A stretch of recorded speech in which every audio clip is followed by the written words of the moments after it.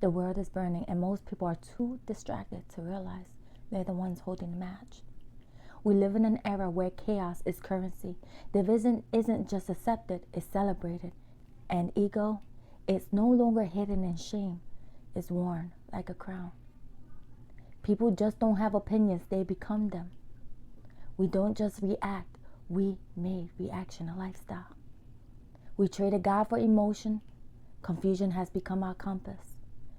And we keep mistaking longing for love. Now we angry, disconnected, distracted, blaming everyone and everything, the next person, the next generation, the next algorithm, all while holding the torch that lit the fire. But what if the real problem isn't the world we see, it's the foundation we built it on?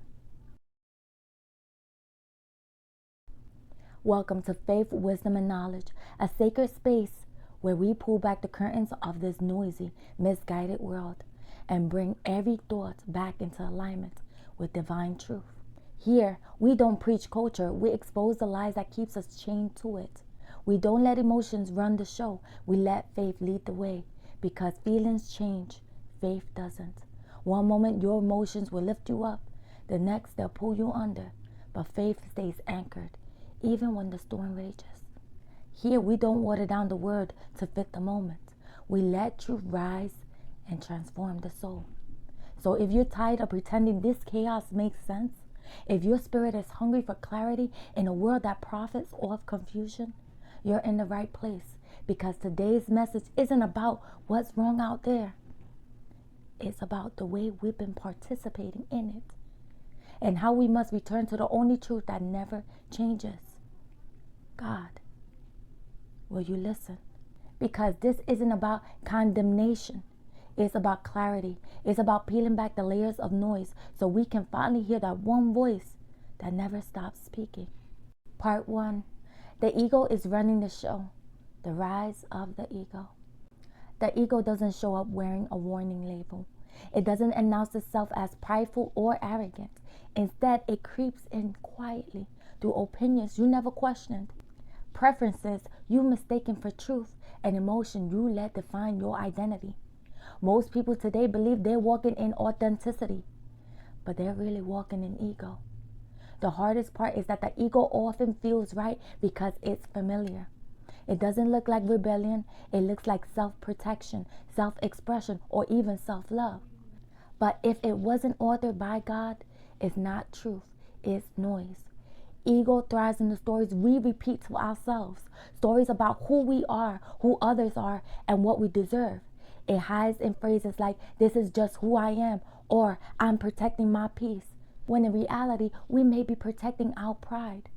It rebrands defensiveness as boundaries, bitterness as strength, and isolation as independence. It even uses spiritual language to justify emotional wounds. But ego's greatest lie is that you can be your own foundation. It whispers you're in control, when true freedom only comes from surrender. The most dangerous part of the ego isn't how loud it is, but how subtle. It doesn't always fight truth. Sometimes it imitates it. That's why it's easy to confuse ego with wisdom, opinions with discernment, or emotions with spiritual insight. But ego always keeps the focus on you, your pain, your perspective, your power. And when life is built around you, there's no room left for God to lead.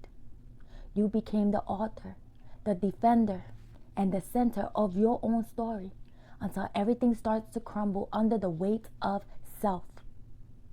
That's why true transformation begins with recognition, not just of your pain, but of your pride. Not just of your wounds, but of the walls you built around them. Ego doesn't have to be loud to lead you. It just needs you to stay unexamined. But the moment you look within with God, everything shifts. You start to see that what feels like strength was really self-preservation. And what felt like being real was just ego resisting renewal. God can't bless the false version of you, but the real you, the one hidden beneath the noise, is waiting to rise the moment ego falls. Familiar doesn't equal true. One of the most deceptive things about the ego is how natural it feels. Not because it's right, but because it's routine. When you rehearse certain beliefs long enough, they become automatic. I'm not good enough. People always leave. I have to protect myself. These narratives start to feel like facts, even though many were born from brokenness, not truth.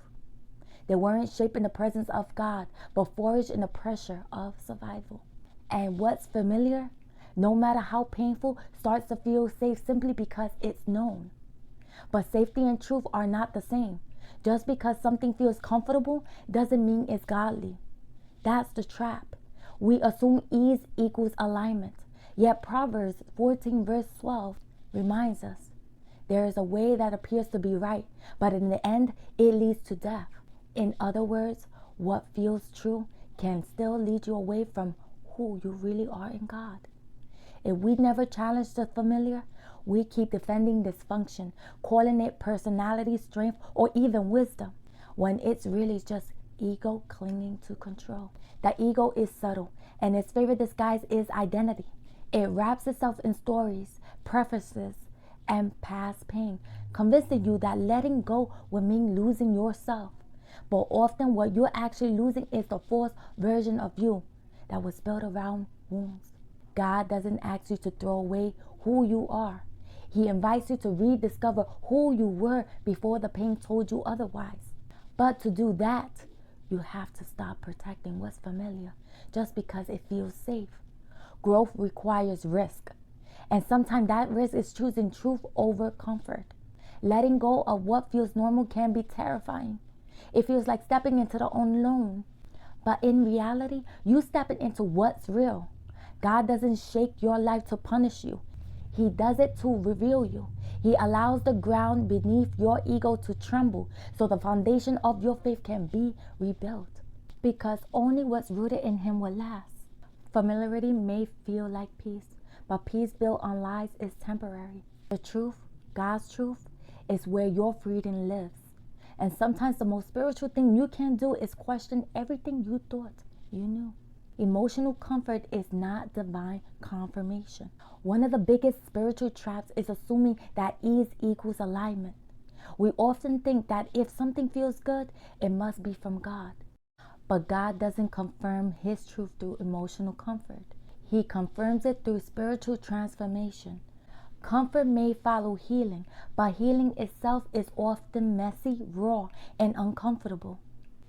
If you equate God's presence with emotional ease, you may start calling numbness peace and avoidance clarity. But God doesn't pamper the ego. He calls the soul higher, even when it's uncomfortable. Real transformation usually begins with discomfort. It often starts in the quiet moments when the noise of the world fades and you're left alone with your thoughts and with God. Stillness is sacred, but it also shines a light on what you've been avoiding. In the silence, you begin to hear what God has actually been saying, not just what you wanted to hear. He doesn't always affirm the image you created. Instead, He reveals your true identity, one that isn't rooted in pain, pride, or performance, but in His purpose. This is where the ego begins to panic, because for so long it's been building a life based on survival, protecting your thoughts, labels, personas, and emotional armor. But God doesn't bless who you pretend to be. He blesses who He created you to be. And sometimes that means tearing down the very identity you fought to defend. The moment you realize your foundation was built on fear rather than faith is painful, but it's also holy. Because in that moment, something new can finally be built. Something eternal. Don't confuse God's silence with His absence, or His disruption with His disapproval. Sometimes He disrupts your comfort because He's answering your prayer for change. Growth rarely comes wrapped in emotional ease, but it always comes cloaked in truth. God doesn't want to just claim your feelings. He wants to change your life. And once you let go of needing everything to feel good, you become free to step into what is actually good. That's the kind of confirmation that transforms not just your emotions, but your entire existence. And before you know it, you're building your identity on what hurt you instead of who he said who you are. We often claim to want peace, but our actions reveal a different attachment to noise. We scroll through conflict, absorb drama, and engage in arguments that never led to healing. Even our inner dialogue is noisy, full of doubt, fear, and self-justification. We pray for calm, yet remain plugged into everything that disturbs our spirit. Peace becomes a distant idea rather than a lived reality. Why? Because the ego thrives in chaos. It feeds off the noise, not the stillness. The truth is, the ego doesn't want peace. It wants to win. It wants validation, agreements, and superiority. That's why we label people who challenge our views as toxic, dangerous, or lost. These labels make us feel safe, but they also prevent us from seeing people through God's eyes. They shield us from humility. But peace doesn't come from being right. It comes from being real. And being real means admitting that some of our reactions are rooted in fear, not faith. When we're constantly defending our positions, arguing our perspective, or performing to be accepted, we're not walking in the spirit. We're operating from ego.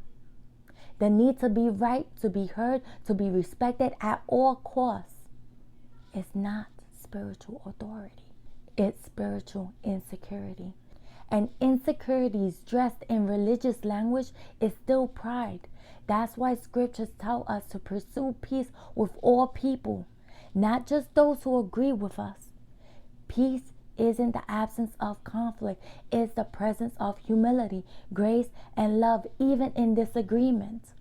So if you find yourself easily offended, constantly debating, or always needing to be seen, take a step back. The world may be noisy, but that doesn't mean your soul has to be. Peace isn't found in proving your point. It's found in surrendering your pride. When ego falls silent, the spirit speaks louder. And when you let go of needing to be right, you'll finally create a room for what's truly holy. Peace that surpasses understanding. The war within. The greatest war we ever face isn't happening in the headlines. It's happening in our hearts. We get distracted by external chaos, politics, social media, debates, and cultural shifts. But these are just symptoms. The root battle, the one that shapes your peace, your purpose, and your decisions. It's the quiet conflict inside. It's the daily tension between the voice of God and the voice of ego. One leads to freedom, and the other clings to control. One calls you higher, and the other keeps you stuck in cycles to what is familiar, even when they're destructive. The inner war is more than emotional, it's spiritual. It's the fight between who you were and who you're becoming, between grace and guilt, between trusting God and trusting yourself. And the ego is relentless. It will use your past to haunt your present. It will take your wounds and turn them into wars. It will whisper lies wrapped in logic, convincing you that survival is safer than surrender. But safety without transformation is still bondage. Romans 7 verse 15 reveals this tension perfectly. For what I want to do, I do not do, but what I hate, I do. Paul wasn't just confessing a struggle. He was exposing the universal human condition. The spirit wants to rise, but the flesh keeps pulling down. And no amount of striving can fix that conflict. Willpower will exhaust you. Performance will deceive you. Only surrender, true, holy surrender, can bring lasting peace. That means letting go of the illusion of control and letting God do the rebuilding. Winning the war within isn't about fighting harder. It's about yielding deeper. It's admitting that your old ways aren't working. It's recognizing that your ego isn't your protector, it's your prison. And it's allowing the Spirit to take over where your strength ends. Peace isn't the absence of conflict. It's the presence of God in the middle of it. And when you stop trying to be your own savior, you finally make room for the one who already won the war. The ego loves identity based on emotion. The ego is clever. It doesn't just try to control your thoughts. It tries to define your identity. And one of its favorite tricks is convincing you that your feelings are the truth. If you feel rejected, it says you are unworthy. If you feel powerful, it says you are superior. If you feel broken, it says you will always feel broken.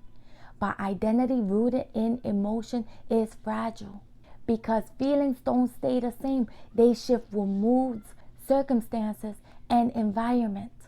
And when your sense of self is based on something that changes, you end up chasing validation just to feel stable. This is where the ego thrives, in instability. It feeds on highs and lows, wins and loses, applause and offenses.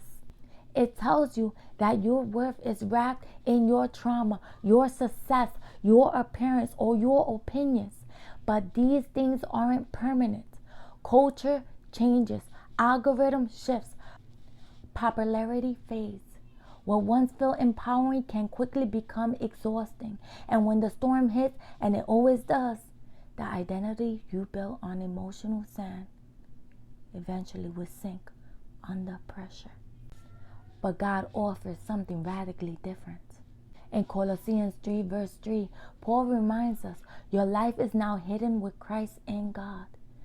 That's a powerful truth. It means who you really are is not up for public debate or personal confusion.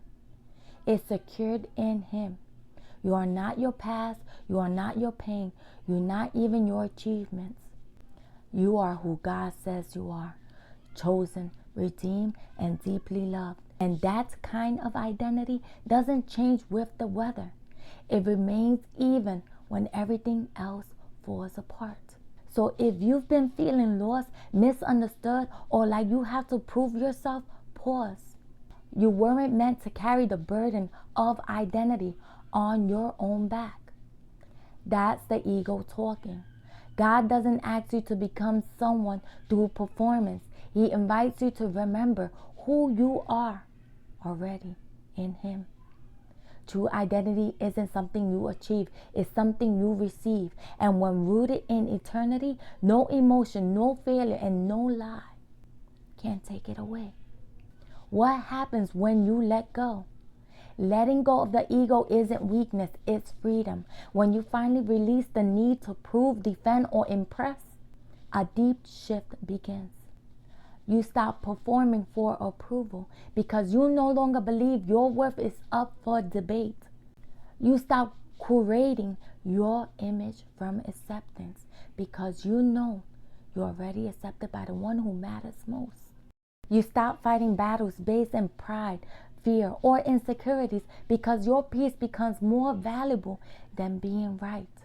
In that surrender, your energy shifts from survival to stillness, from striving to trust. As the ego loosens its grip, your soul starts to breathe again. The voice of God grows clearer, not distorted by pain, not filtered through pride, but flowing in love. His trust doesn't just affirm you, it awakens you. You begin to see that your worth isn't tied to your wins or losses, your status or scars. You remember that you were already known and loved before you ever took a breath. Jeremiah 1 verse 5 reminds us of this eternal truth. Before I formed you in the womb, I knew you. That kind of knowing cannot be shaken by circumstances. When you let go, you gain clarity. You stop reacting from fear and start responding from faith.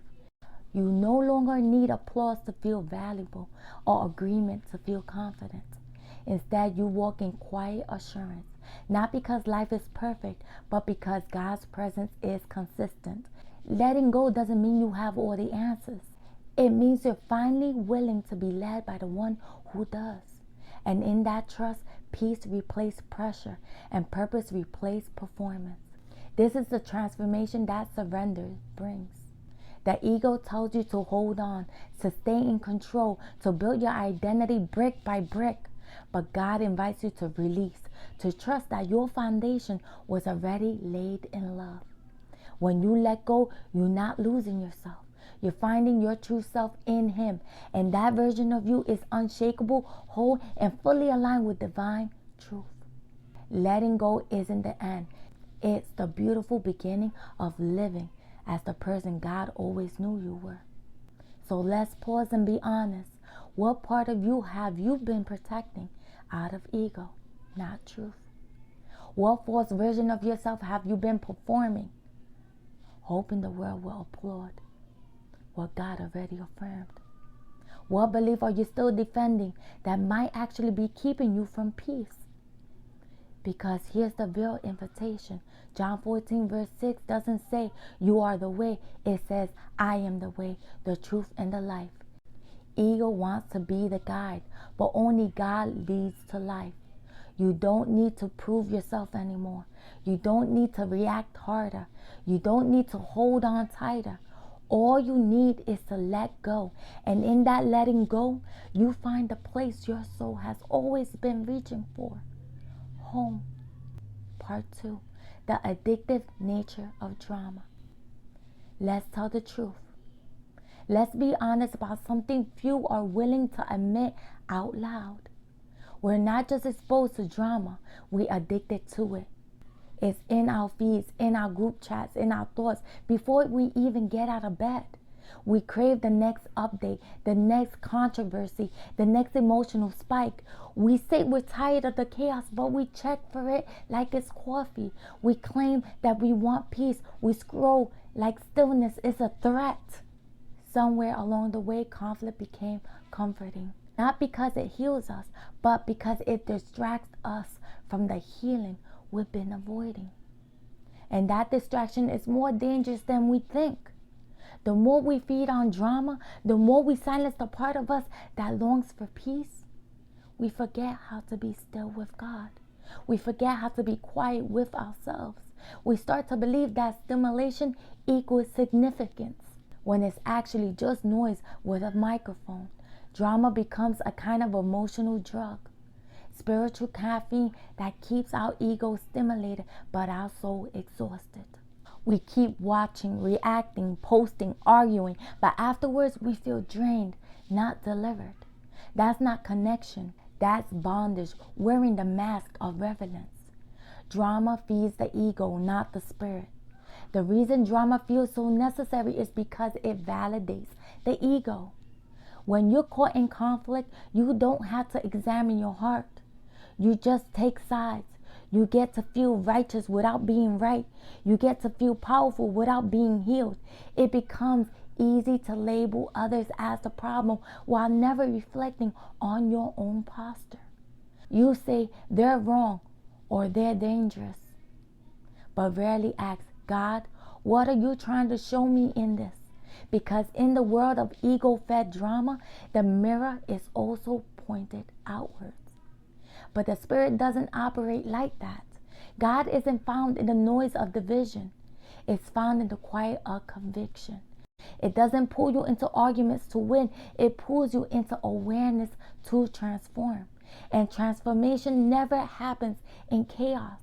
It happens in clarity. It happens when the volume is turned down, when you're not reacting to headlines, when your soul is finally still enough to hear heaven's whisper. But when you're constantly feeding on friction, don't be surprised when God feels far away. He hasn't moved. You just can't hear over the noise. Entertainment versus indeification. We live in a culture that confuses entertainment with enlightenment. As long as something stirs our emotion, we assume it's meaningful. But not all stimulation is spiritual. Some of it is designed to keep you distracted. The ego loves content that keeps you angry, offended, or outraged because those emotions reinforce separation. They keep you wrapped in a story where you're always the center and someone else is always the enemy. It's a clever tactic. If the enemy can't destroy you with sin, it will distract you with spectacle. This is why Scripture repeatedly urges us to guard our hearts and minds, not just from evil, but from the endless noise. You cannot feed your soul on conflict and expect to bear fruit of peace. You can't watch hours of dysfunction and expect wholeness to bloom. What you consume, you conform to. And drama doesn't just sit in your mind, it seeps into your identity. You become what you behold. And if you spend your days staring at the storm, don't be surprised when your life starts to mirror the chaos you never turned away from. Noise isn't neutral, it's formative. Many believe they can scroll, consume, and casually observe drama without it impacting their inner world. But the soul was not designed to carry endless tension without consequences. Noise is never neutral. It either feeds the flesh or forms the spirit. The more you invite chaos in, the harder it becomes to discern what's actually true. Your reaction becomes louder than your reflection, and slowly you start living in reaction mode. Never present, never peaceful, just constantly pulled by the next emotional wave. The enemy knows he doesn't need to destroy your faith to keep you from God. He just needs to keep you distracted. Distracted people don't pray deeply. Distracted people don't love fully. Distracted people don't hear clearly. If your attention is always divided, your spirit will always feel disconnected. And if your soul is always on edge, you'll confuse anxiety for urgency and adrenaline for passion. But God doesn't rush revelation. He waits for stillness. He moves when your mind quiets and your heart finally says, "Speak, Lord, I am listening." Healing can't compete with chaos. Here's the truth we avoid. Healing is quiet, and quiet is uncomfortable when you're addicted to noise. That's why many people choose distraction over deliverance, because deliverance often begins in silence. Healing isn't sensational, it's holy.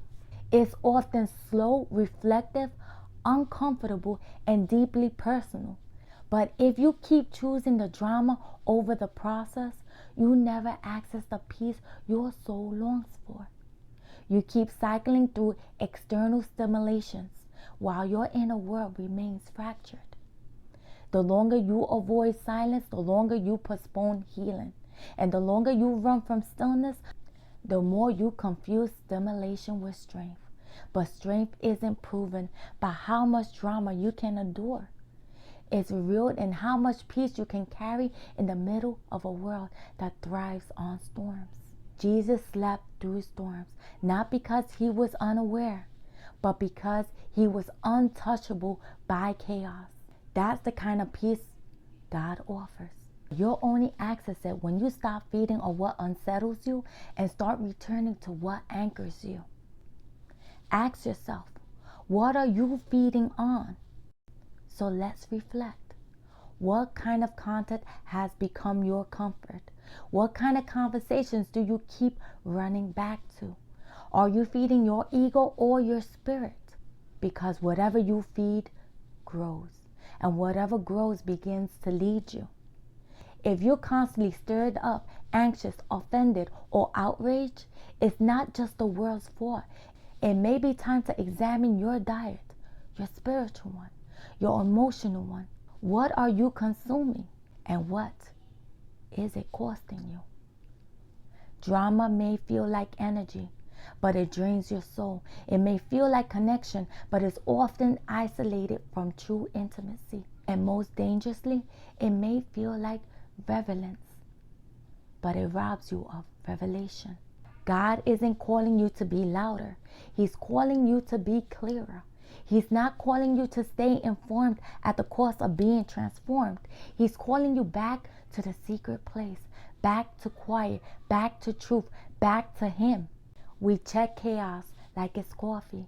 Let's be real. Before some of us even speaks to God in the morning, we already absorb more conflict than our soul was ever designed to carry. We scroll through 5 different controversies before we can even stretch. Outrage, opinions, polarizing headlines, emotional rants disguised as truth. And we call it catching up, as if chaos was a vitamin we needed to take with breakfast. But it's not just a usual habit. It's a ritual, a soul-shaping rhythm that starts our day in noise, not in nourishment. You begin your morning with a digital firestorm and then spend the rest of the day wondering why peace feels so far away. You're filled with stress before you even leave the bed.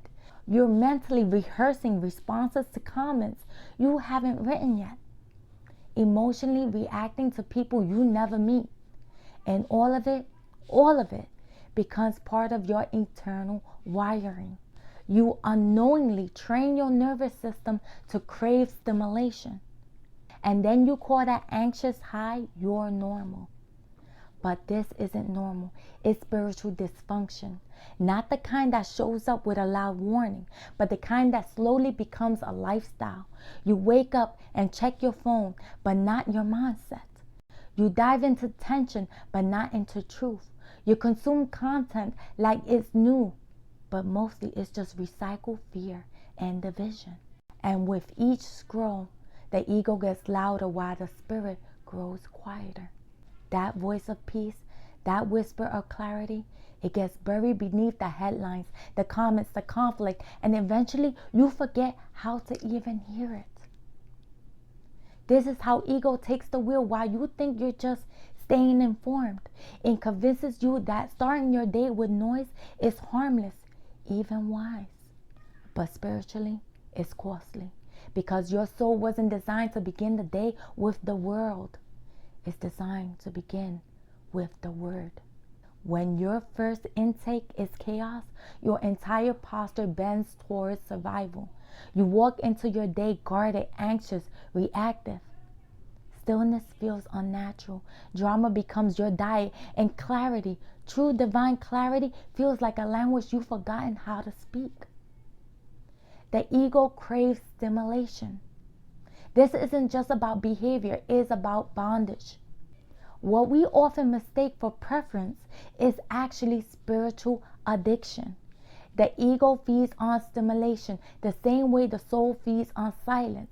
It needs noise, reaction, resistance. It constantly craves something to oppose, something to obsess over, something to win against. Not because it leads to healing, but because it gives the illusion of control. And control is the ego's counterfeit of peace.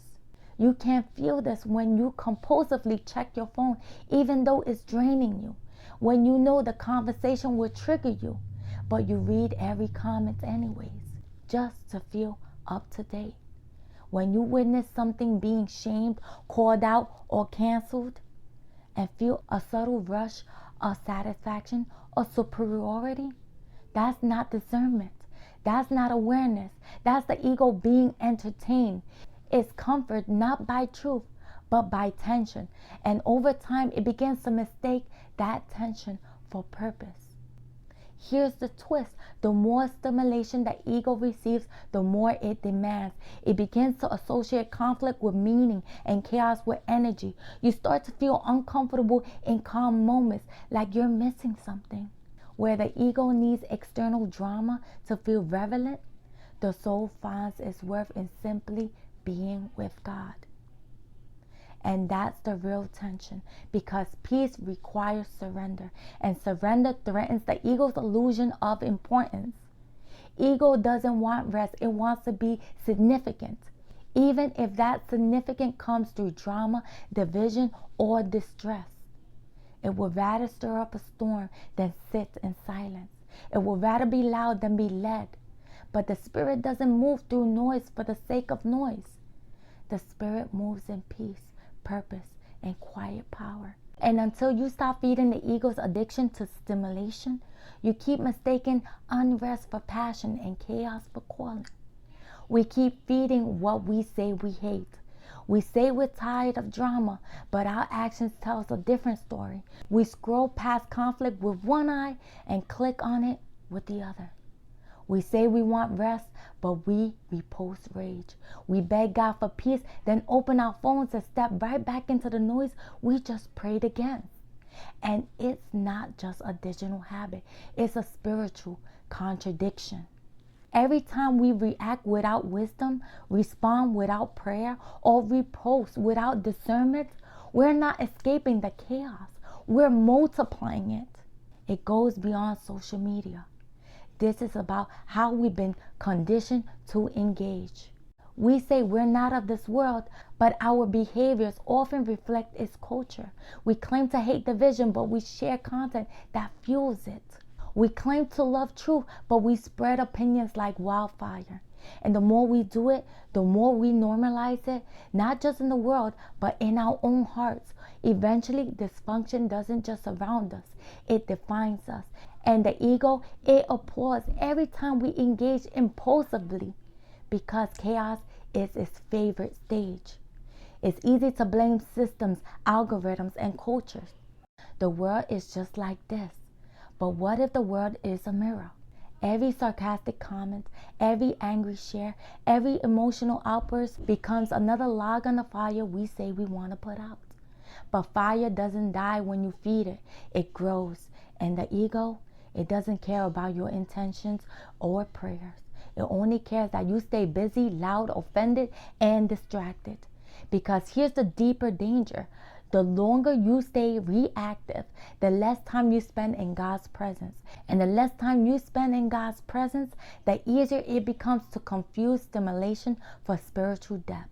Your soul begins to mistake movement for momentum and emotional charge for divine calling. But God isn't found in the frenzy. He's found in the quiet space between reaction and reflection. If you really want peace, you have to stop feeding the fire you keep asking Him to pull out.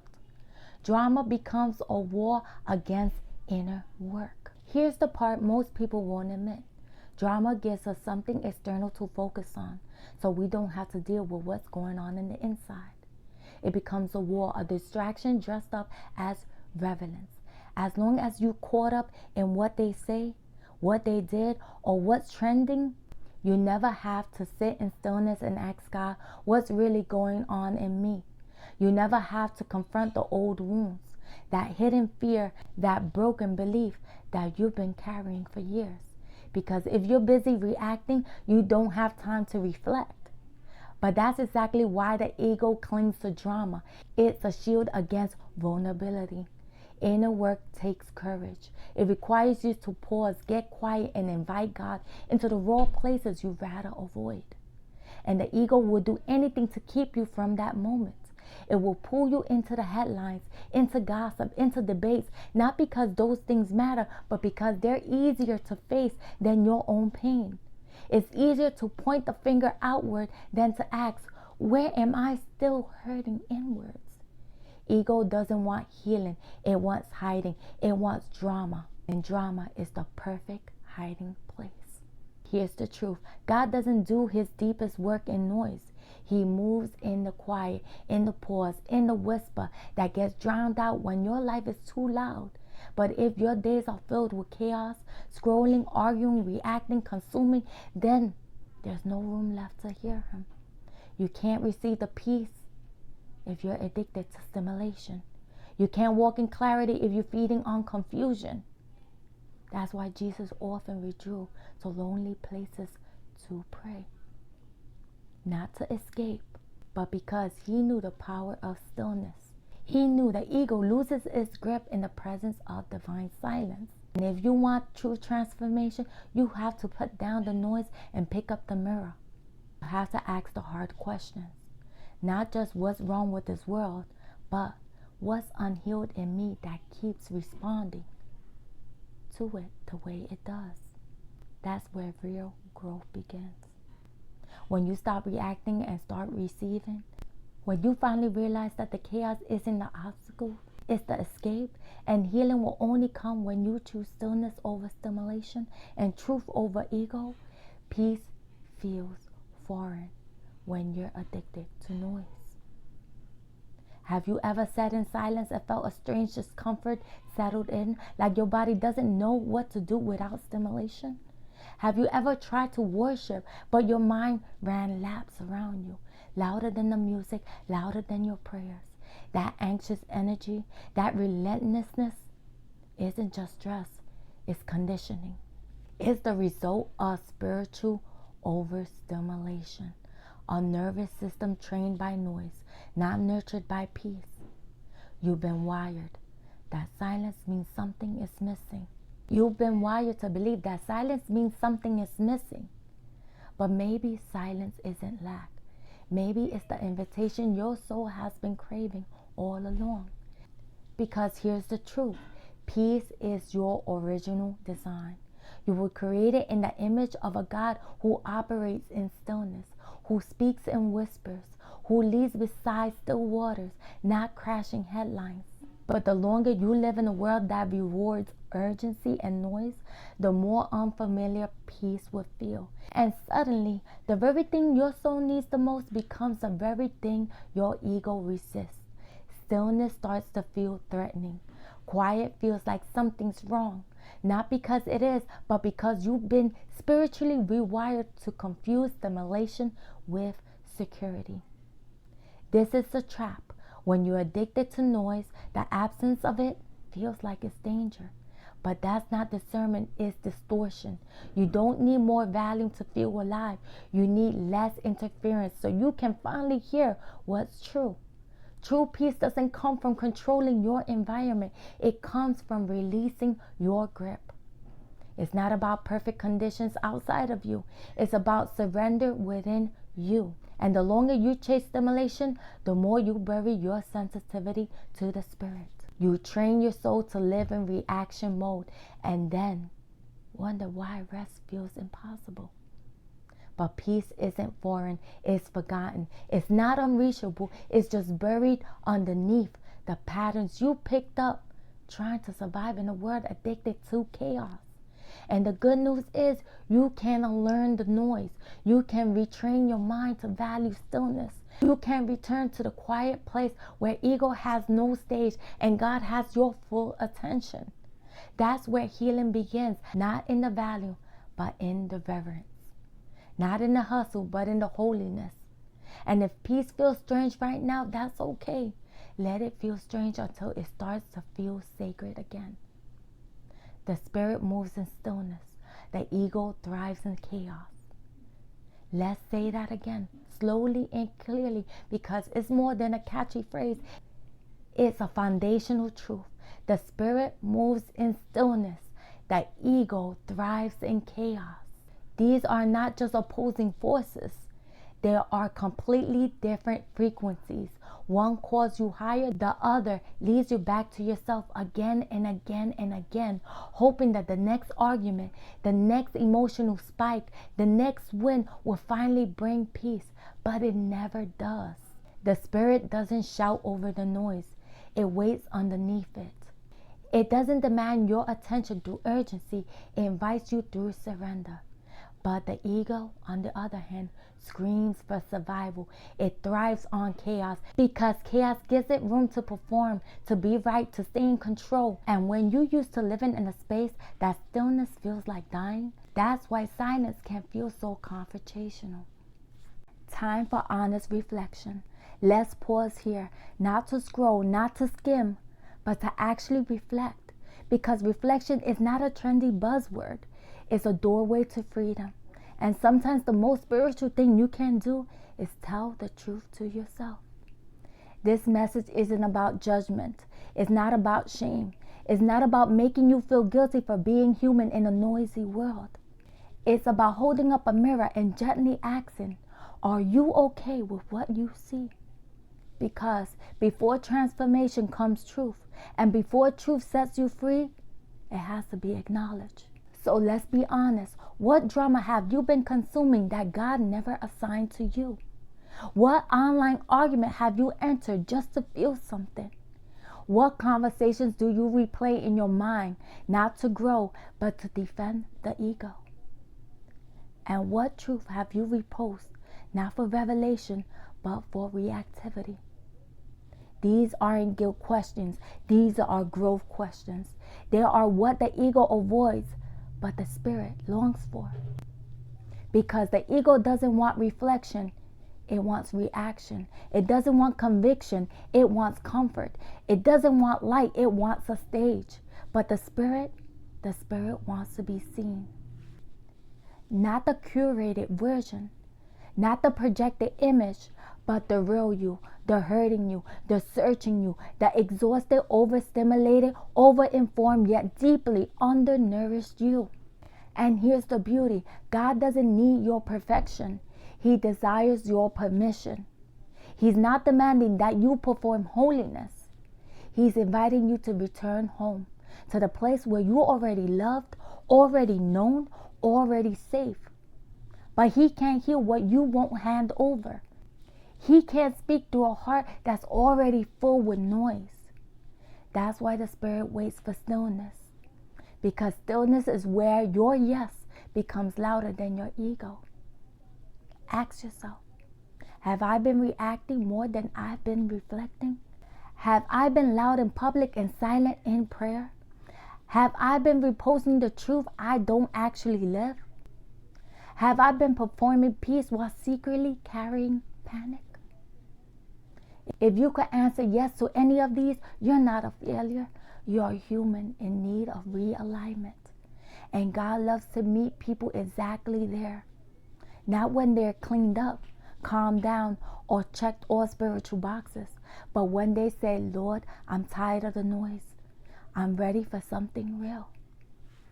That moment of honesty, that's where freedom is born. That's where the ego loses its grip and grace walks in. Because you can't heal what you're still hiding. And you can't grow into the spirit if you still clinging to performance. Let it go. Let the mask fall. Let the defense drop. God doesn't need your polished version. He needs your present one. And the only thing standing between you and peace might be the noise you've been afraid to let go of. You don't need to perform to be at peace. Let this truth land in your spirit. You don't have to learn peace through perfection. You don't need a platform to feel powerful. You don't have to respond to every issue, win every argument, or keep proving your worth to walk in divine stillness. Peace was never something you had to perform. It was promised. It was planted in you from the beginning. And no amount of applause, attention, or achievement will ever fill the soul like the quiet presence of God already does. Culture might tell you the value comes from visibility. If you're not loud, you're not visible. If you're not trending, you're irrelevant. If you're not producing, you're falling behind. But heaven tells a different story. Before the world ever applauded you, God already approved you. Before you ever went rival, you were already valuable. And before you ever posted a thing, you were already called, chosen, and loved. You don't have to chase relevance to feel real. You don't have to respond to chaos to stay grounded. You don't have to brand your every thought to feel like you matter. This is your spirit permission slip. Unplug from the noise. Unsubscribe for performance.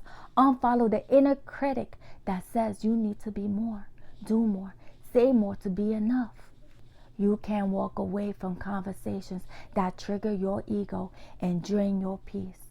Not because you're quitting, not because you're weak, but because you're finally growing. Growth doesn't always look like engagement. Sometimes it looks like silence. Sometimes it looks like stillness. Sometimes it looks like walking away for what no longer aligns with your spirit. The ego will scream that silence is passivity, but heaven calls it wisdom. The world will call you irrelevant when you rest, but the word says you are anchored. Your flesh may resist stillness, but your soul is craving it, because peace isn't just a luxury for the lucky. It's the default for the faithful. And the more you try to perform your way into peace, the further it drifts. Why?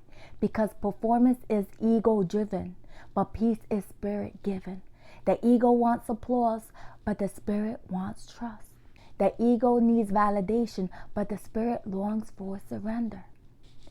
And the moment you stop striving to earn peace and instead make space to receive it, everything shifts. Your soul exhales, your heart softens, and you remember you were never meant to hustle your way into the presence of God. You were meant to abide. God doesn't require your performance. He invites your presence. He's not looking for spiritual theater. He's looking for sincere trust and peace. It was never lost. It's just been waiting for you to get quiet enough to receive it. So take the exit ramp from chaos. Say no to the noise. Not because you've given up, but because you're finally waking up. Waking up to the truth that you are already enough. You are already whole. You are already His. And you don't need to be on all the time to stay in alignment with God's will. You don't need to win every argument to walk in truth. You don't need to explain yourself to be valid. You don't need to stay loud to be heard in spirit. Because the deepest peace doesn't come from proving yourself. It comes from knowing whose you are. And when you stop performing for peace, you finally create space to experience it. Not as a feeling, not as a moment, but as a way of being. A spiritual posture that says, I trust you, God. I don't need the world's noise. I choose your stillness. That's when peace takes over, not as a result of your performance, but as a gift of your surrender. And that kind of peace, it doesn't need to be loud. It doesn't need to trend. It just quietly holds you, anchors you, and reminds you you were never meant to perform for what God already promised. Part 3. Identity without God leads to confusion. Let's go deeper. The more we remove God from the center of our lives, the more disoriented we become. We used to ask, who does God say I am? Now we ask, how do I feel today? As if identity is a mood that changes by the hour. But feelings, though real, are not reliable. They shift with our hormones. And when your identity is built on shifting grounds, so is your peace. We are living in an age of ever-changing identities. People reinvent themselves not for revelation, but from reaction, from pain, from trauma, from culture. But identity built on emotional response will always be fragile. It might feel empowering at first, but when the storm hits, it shatters because it wasn't formed in truth. It was formed in survival. And survival can't carry you into the purpose God created for you. Identity built without the designer. Here's what culture resists the most. The idea that identity is not self-created but God-given. You are not just a product of your feelings, your history, or your desires. You were handcrafted by the Creator. God didn't make a mistake when He formed you. He didn't leave you unfinished. He didn't design you with confusion in mind. Psalms 139 verse 13 and 14 says, You knit me together in my mother's womb. I praise you because I am fearfully and wonderfully made. But the moment we disconnect from that truth, we start building identities from pieces. Trauma here, opinions there, cultural trends over here, and we end up with a mosaic that looks powerful on the outside, but is empty within. Because true identity doesn't start with self, it starts with surrender. You can't build a house of peace when the blueprint was made in chaos. God's word is the original blueprint. And when you step outside of it, confusion becomes your architect. The more we self-define, the more we self-distort. We live in a world that says, you are what you feel. Follow your heart. Your truth is the truth. But Jeremiah 17 verse 9 says, the heart is deceitful above all things. That doesn't mean your heart is evil. It means it's easily influenced. It means feelings aren't firm foundations, yet people build their entire lives on a single emotion. They change their name, their body, their purpose, hoping the next version will finally feel whole. But you can't change your appearance and still feel empty. You can't find a new label and still feel lost. You can't surrender yourself with affirmations and still be at war with yourself. Why? Because you're trying to fix a spiritual ache with physical solutions. And the more you modify the outside, the more disappointed you'll be when the inside still whispers, this isn't it, because it never was. Wholeness isn't something you built. It's something you remember in God. Confusion thrives when God is forgotten. When God is removed from the picture, confusion rushes in. Not because people are evil, but because they're disconnected from the source of truth. The moment we stop asking, what did God say about me? And start asking, what do I want to be today? We traded peace for performance.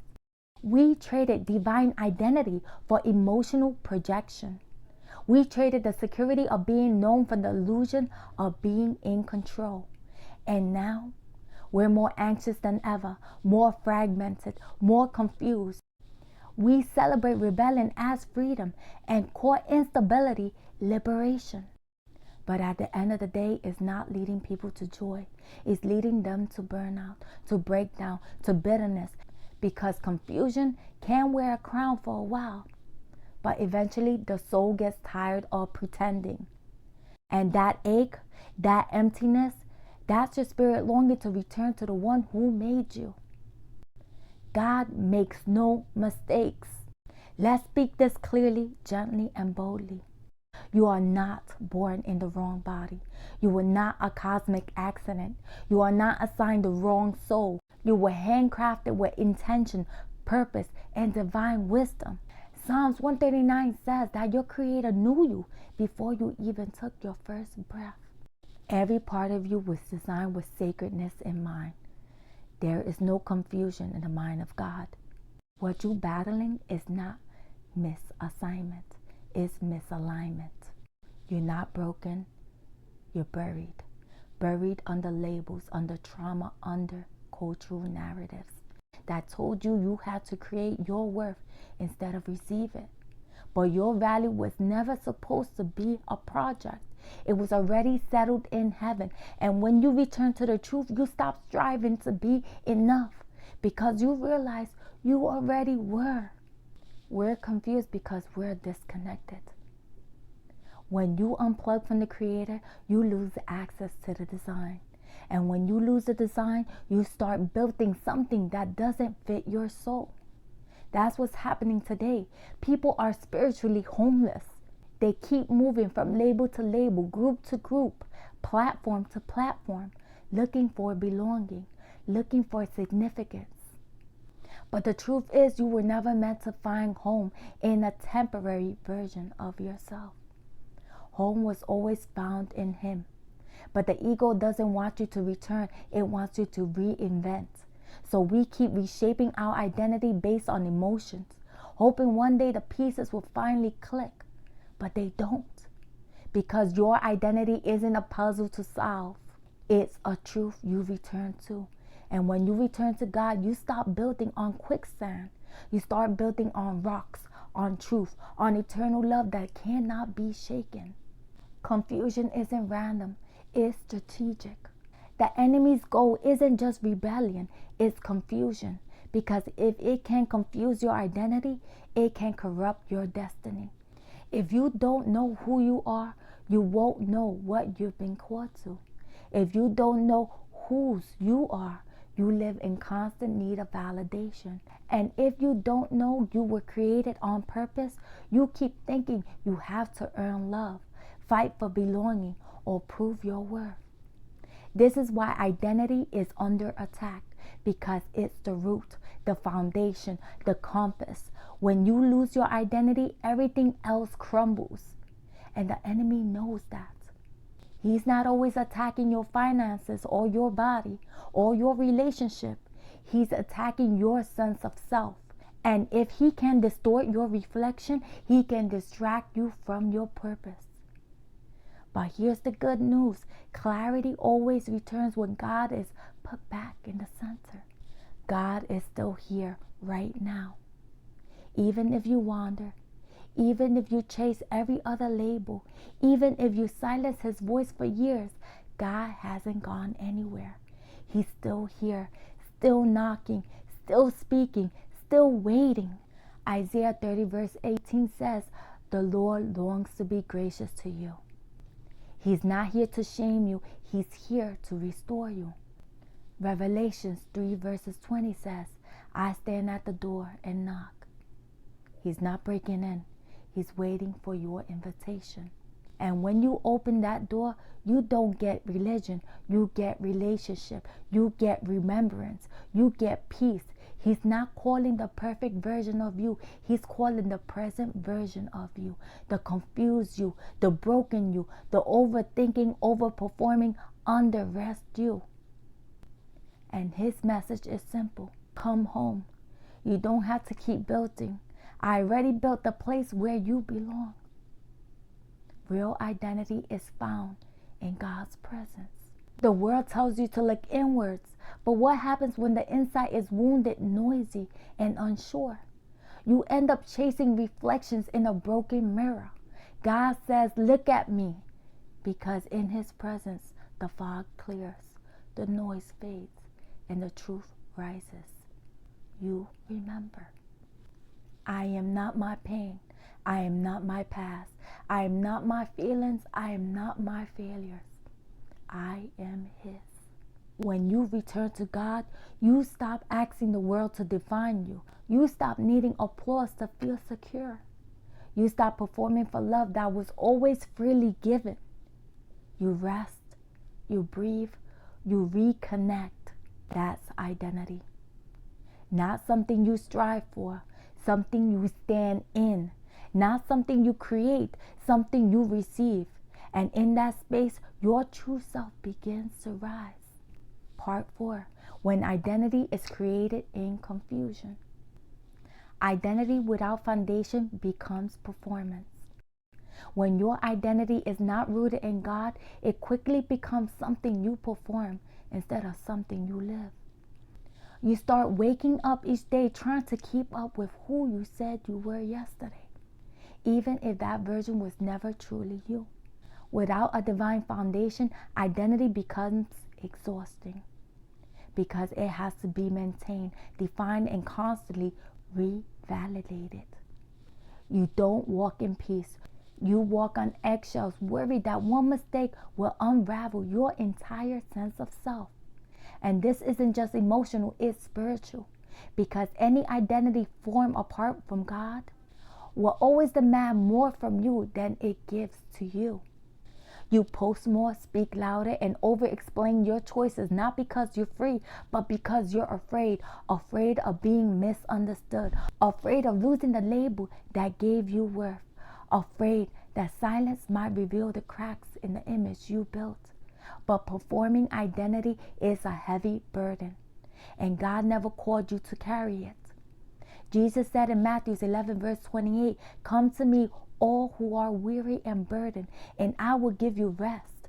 That includes those who are tired of pretending, tired of being bold online but broken in private, tired of chasing a version of themselves that never feels settled. When your identity isn't built on the eternal, it becomes a 24/7 job to feel real.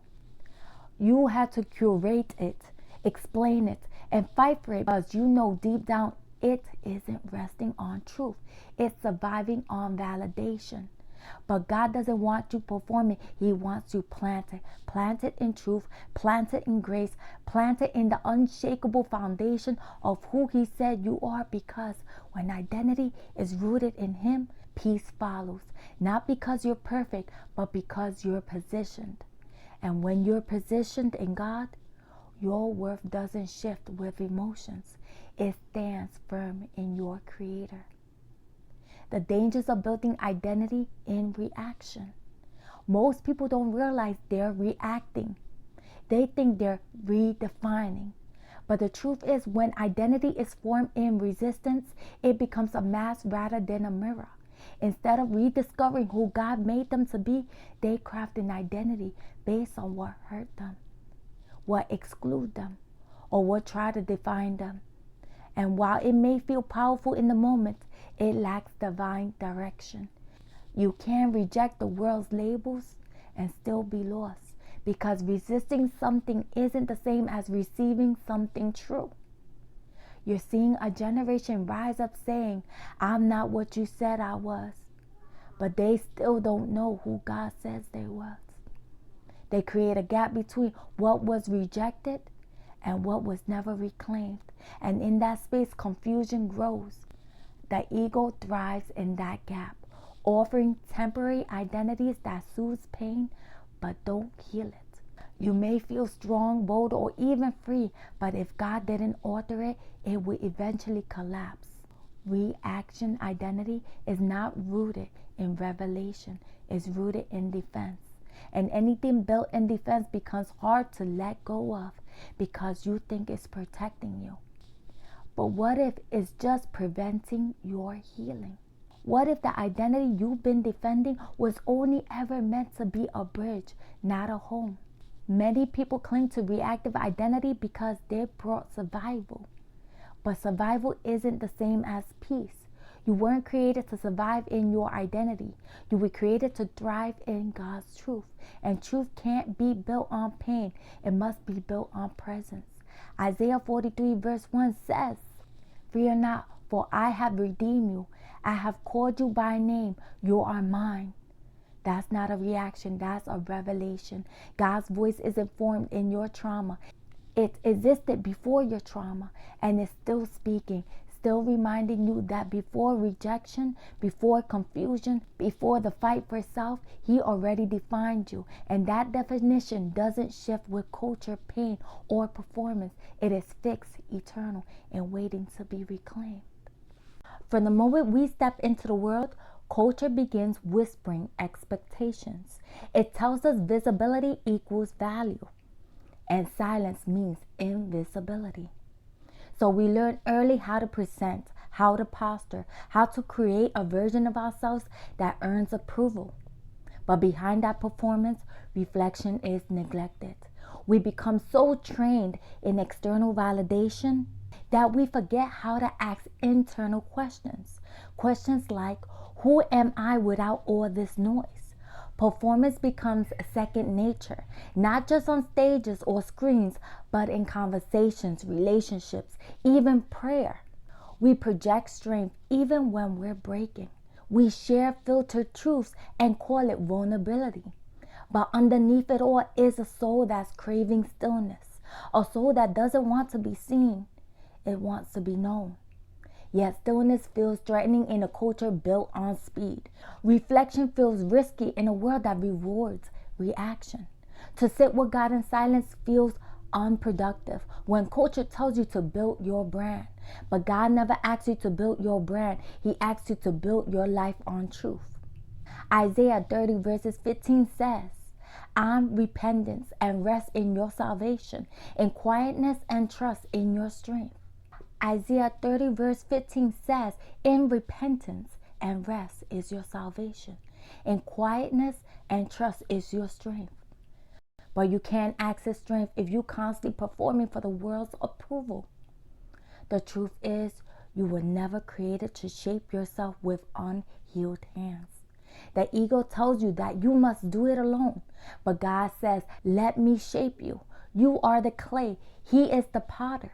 And His hands aren't rushed, reactive, or confused. They are steady, intentional, full with love, and they know exactly who you are underneath every layer the world tells you to wear. When identity is built on emotion, it breaks under pressure. Emotions are a part of being human. They are sacred signals, revealing what's going on beneath the surface. But they were never designed to anchor your identity. If how you see yourself rises and falls with your mood, you will feel lost more than found. One day you're confident, the next you're questioning everything. That's not peace. It's emotional turbulence disguised as truth. Our culture glorifies feelings and calls them facts. We're told to follow your heart without examining what's leading it. But Jeremiah 17 verse 9 reminds us, the heart is deceitful above all things. That doesn't mean emotions are evil. It means they're influenced by pain, by pressure, by past wounds. And if you let your emotions drive, they eventually drive you into confusion. Your true identity is not found in how you feel. It's found in who God says you are. Genesis 1 verse 27 doesn't waver with mood swings. It says you were made in the image of God, not in the image of anxiety, trauma, or cultural shifts. That identity is fragile. It's not temporary. It's not something you grow into. It's something you grow back into when you remember. And you remember it not through performance, but through presence. When storms come, and they will, emotional-based identity crumbles. But truth-based identity stands firm. It doesn't need applause, trends, or external validation. It only needs your agreement with what God already declared. So ask yourself, is my identity grounded in emotional reaction or eternal revelation? Because when your identity is built on the rock, pressure may come, but you won't break, you stand. Let go of constructed identity. Receive your created one. There comes a moment in every spiritual journey where you must ask yourself the hard but holy questions. Have I been living as who God created or as who culture shaped? Have I accepted temporary labels over eternal truth? Have I built my identity around applause, performance, or pain? These questions aren't meant to crush you. They're meant to free you from illusion that keeps you stuck. Because clarity starts when pretending ends. God never asks you to construct your own identity. He asks you to receive what was already declared in love. Ephesians 2 verses 10 says, "For we are God's handiwork, created in Christ Jesus to do good works." That means your identity is not a project. It's a masterpiece already designed. But when you believe the world's standards are higher than God's intentions, you keep reaching for something you already have. And the more you reach, the more you forget what's already within. Constructed identity feels empowering at first.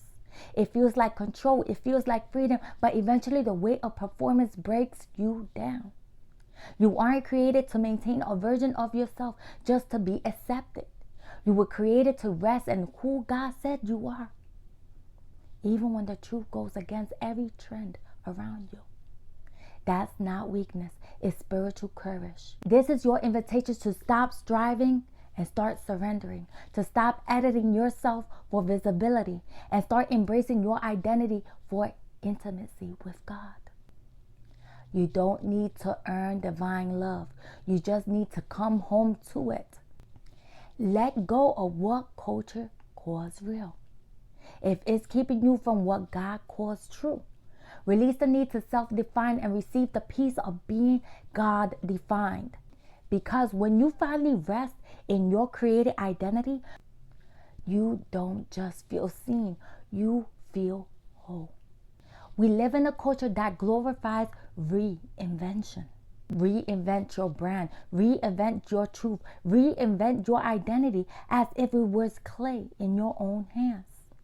But spiritual identity is not a marketing project. It's a memory buried deep in your soul. It's the original blueprint etched into your spirit by the hands of God. And no matter how far you wander, the blueprint still calls you home. Reinvention often looks like freedom, but it's frequently a response to rejection. When the world doesn't affirm who you are, it pressures you to become something it will accept. But God never asks you to change in order to be loved. He loved you at the origin, not your curated self. That's why true healing doesn't come through adding more layers. It comes through peeling them back under the performance, the pain, and the personas. There's a soul that's been quietly waiting to be seen. The soul is who God sees clearly, even when you don't. It's the version of you He knit together in the womb. The one He calls beloved. The one who doesn't need reinvention, only remembrance. You don't need to chase a trend to feel relevant. You need to return to the God who called you whole before you ever needed fixing. Strip off the labels, the striving, the noise, and remember, you are not what you do. You are not what they call you. You are what God declared you to be before the world taught you otherwise. God is not asking you to be loud. He's asking you to be still. In a culture where volume is mistaken for value, God offers a different invitation: stillness. He isn't trying to silence your worth. He's trying to anchor it in something eternal. You don't need to keep proving you matter. You matter because you exist in Him. The world would tempt you to shout your identity, but God says, be still and know that I am God. Psalms 46 verse 10. His voice doesn't compete with noise. It waits patiently for your surrender. Stillness isn't passive, it's powerful. It's where clarity is born, where the lies lose their grip, and where your identity becomes rooted, not rattled. In stillness, you're reminded that you don't need to hustle to be holy. You don't need to perform to be loved. You don't need the world's applause to be affirmed. You just need presence, His presence. The moment you pause long enough to listen, you begin to remember. You remember you were already seen before the stage, already chosen before the competition, already loved before the striving. This is why stillness is sacred. It's a place where the ego dies and the spirit rises. It's where the pressure breaks and the peace breaks in. Truth doesn't need to be loud to be real. It just needs space. And when you finally stop filling life with opinions, labels, and endless noise, you realize something profound. God has been speaking all along. Not in the chaos, but in the quiet. Not in the performance, but in the presence. And the one who hears Him there walks in unshakable identity. Identity in God requires surrender, not self-mastery. One of the greatest deceptions in today's culture is the idea that identity is something you master through achievement. We're taught that if we just journal enough, heal enough, or define ourselves perfectly, we arrive at peace. But peace isn't the reward for perfecting yourself. It's the gift of letting go. Real identity isn't the result of climbing a mountain of self-discovery. It's found when you finally kneel. You don't have to earn the right to be known by God. You just have to remember that you already are. Surrender isn't weakness, it's wisdom. It's the moment you stop trying to shape yourself into something impressive and allow God to reveal what's already sacred. You don't need to chase labels or force alignment with a world that keeps shifting. You were never called to be trendy. You were called to be true. True to the design God already placed within you. And that truth isn't born from striving. It's born from stillness. Letting go of self-mastery means releasing the burdens of performance. It means I don't need to have it all figured out to belong to God. You can take off the mask, drop the script, and show up as you are, because the identity God gives isn't based on your best day. It's based on His finished work. You don't become worthy when you arrive at some emotional milestone. You are worthy because He created you with love and intention. This is your invitation to rest from the hustle of self-definition. To lay down the tools you've been using to carve out acceptance, and instead open your hands to receive what's already yours. You don't need to master your image.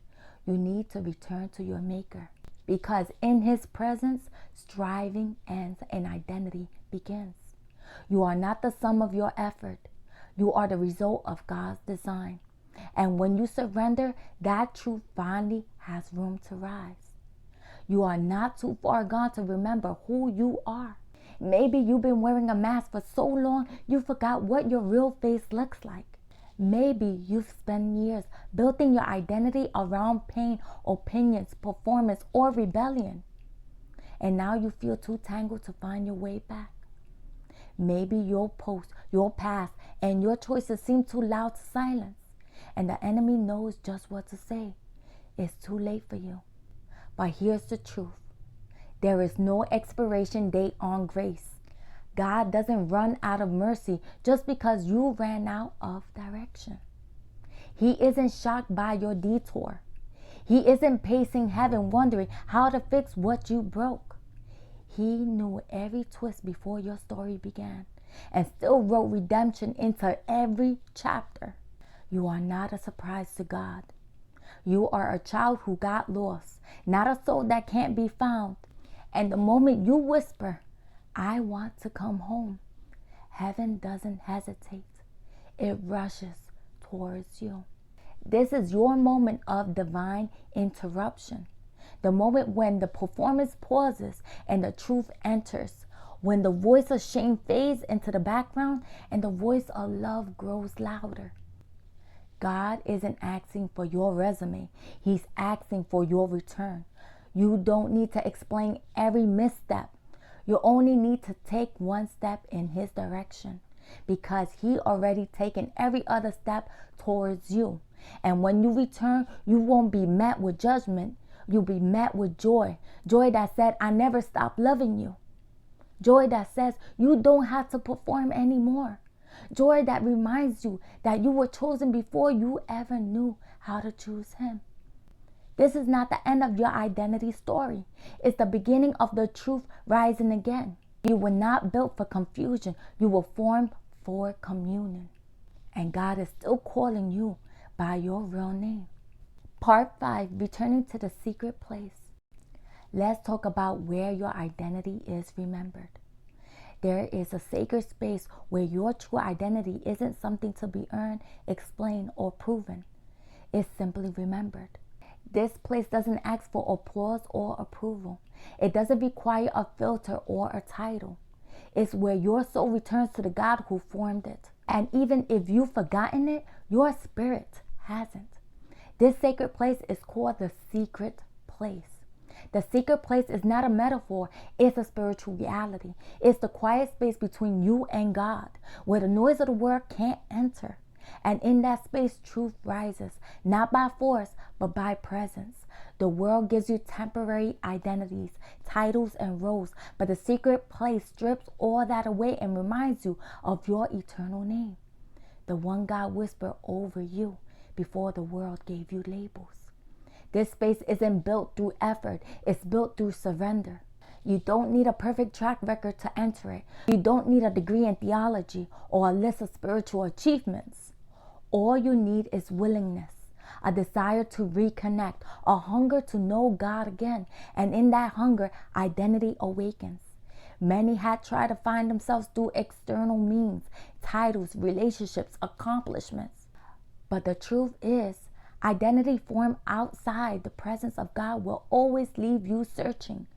The secret place ends the search. It reveals what was hidden by noise. And in that stillness, you'll find the clarity that striving could never provide. What the secret place really is. The secret place isn't found in a church building or a public platform. It isn't something you access only on Sundays or during religious events. It's the unseen sanctuary of your heart, where authenticity meets divinity. It's where you drop your mask, stop performing, and let your soul breathe. It's not where you come to be impressed. It's where you come to be honest. And God meets you there, not with judgment, but with love. Jesus described it perfectly in Matthew 6, verse 6, when He said, "Go into your room, close the door, and pray to your Father who is unseen." This isn't about a physical room. It's about intentional intimacy. In that space, there's no performance, only presence. And what you receive there can't be bought or faked. It's peace, it's clarity, it's identity, it's God whispering back everything the world tried to make you forget. The secret place is where you talk to God, but more importantly, where you learn to listen. It's the quiet room of your heart where distractions fade and direction is received. It's where God isn't rushed and your soul isn't graded. In this space, there's nothing to prove, only a relationship to nurture. And as your heart opens, heaven responds, not with lightning or drama, but with gentleness. This place is not exclusive to the spiritual elite. It's for the weary, the confused, the searching. It's for the one who feels disconnected but longs to reconnect. You don't need eloquent prayers or perfect posture. You need presence. You need truth. And the secret place gives you both. Why does the secret place matter? Psalms 91 verse 1 says, "He who dwells in the secret place of the Most High shall abide under the shadow of the Almighty."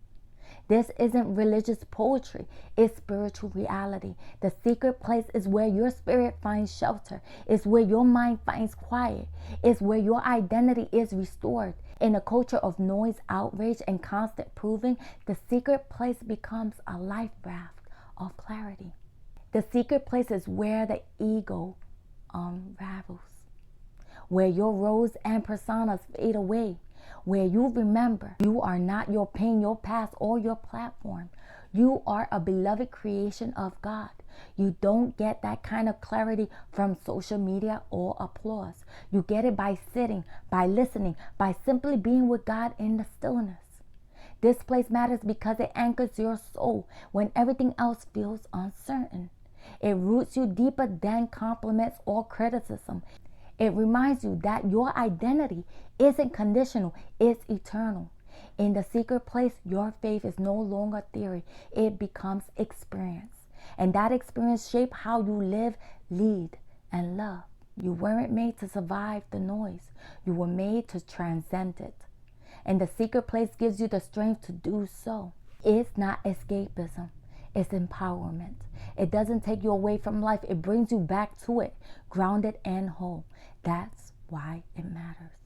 You can't hear God in a crowd of voices. Many people wonder, why can't I hear God?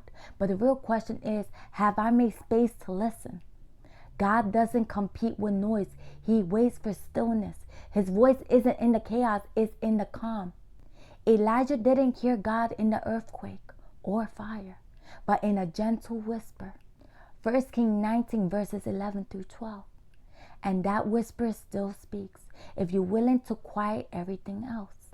If your life is filled with endless opinions, constant content, and relentless comparison, then of course it is hard to hear the truth. The secret place is the antidote to all the noise. It's a spiritual detox. It clears the clutter so God's voice can rise. It's not about quantity of time. It's about quality of surrender.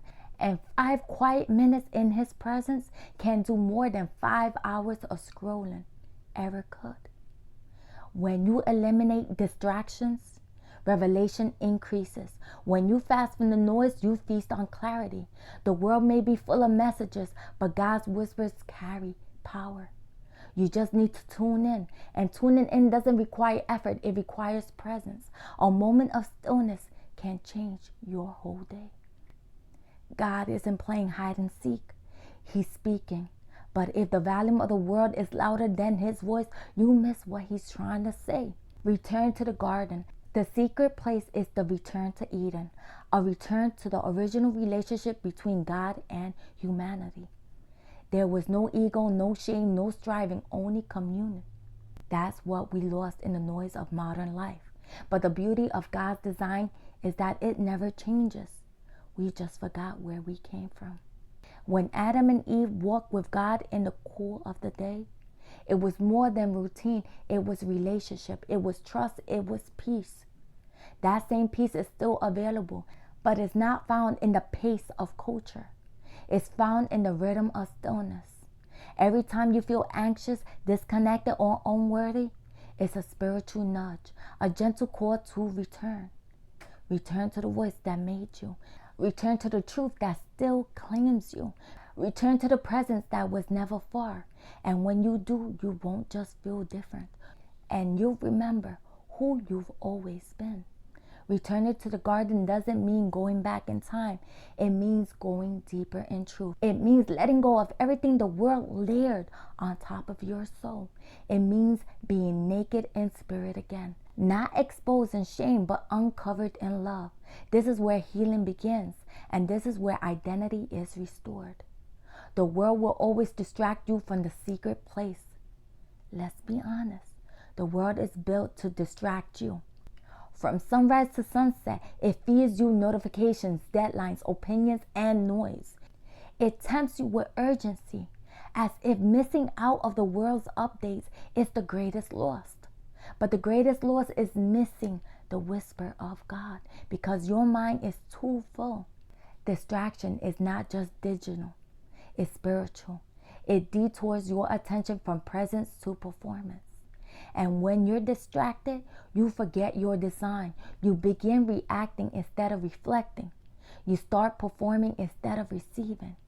And slowly, your soul becomes dry. Not because God left, but because you haven't been still enough to receive Him. When you're constantly plugged into the world, you lose sensitivity to heaven. That's why the secret place matters. It tunes your soul back to the frequency of grace.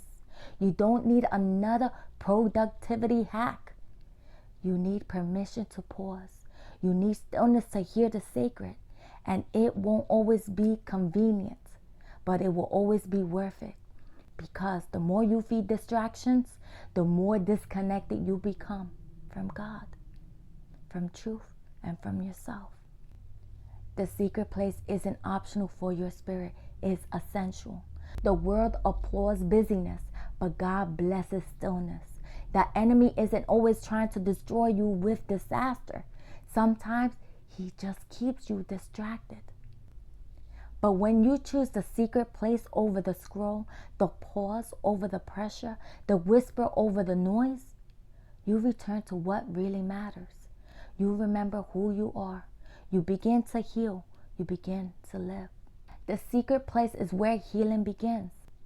Healing doesn't begin in the spotlight. It begins in sacred solitude. Before miracles happen in public, they begin in the private moments of surrender. Jesus modeled this perfectly. Before he preached, he prayed. Before he healed crowds, he withdrew to commune with the Father. His strength came not from constant movement, but from divine stillness. Many of us want healing but avoid the quiet. We look for answers in actions, but the answers are often found in awareness. The secret place is where God reveals what the noise tried to hide.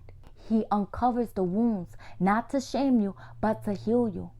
Because what isn't brought to him stays buried. And what stays buried keeps bleeding underneath the surface. In the secret place, you're not rushed. There are no deadlines, no expectations, no applause. Just God and you, face to face, heart to heart. And in that intimacy, you remember that healing isn't earned, it's received. Not through striving, but through surrender. You don't have to fix yourself before entering. You're healed by being held. Sometimes healing means crying where no one sees. Sometimes it's sitting in silence and letting the tears speak. Sometimes it's naming the pain you've been too afraid to say out loud. And sometimes it's just breathing in the presence of the one who understands it all. You were never expected to carry your brokenness alone. In the secret place, the healer is already waiting. From noise to nourishment, many of us are spiritually malnourished, not because we aren't searching for God, but because we're feeding on noise instead of nourishment. We fill our days with podcasts, sermons, reels, and quotes, thinking we're getting closer to Him. But information, even when spiritual, is not the same as intimacy.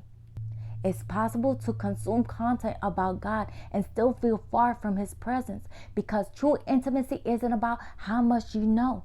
It's about how often you sit with Him. The secret place invites you to stop consuming and start communing. We've been trained to equate growth with movement, but spiritual depth only comes through stillness. You don't grow in the chaos, you grow in the calm. You don't build roots by running from one thing to the next. You build them by reminding. The world tells you that something more equals being more, but God calls you to rest so He can reveal. When you sit with God, your soul remembers what the noise made you forget. You're not a machine to be fueled.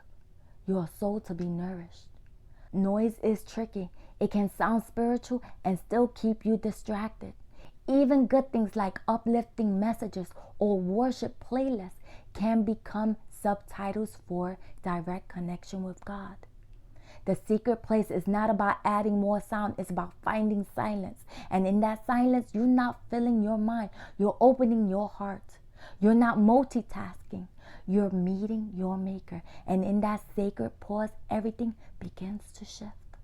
As you spend more time in that secret place, something beautiful happens.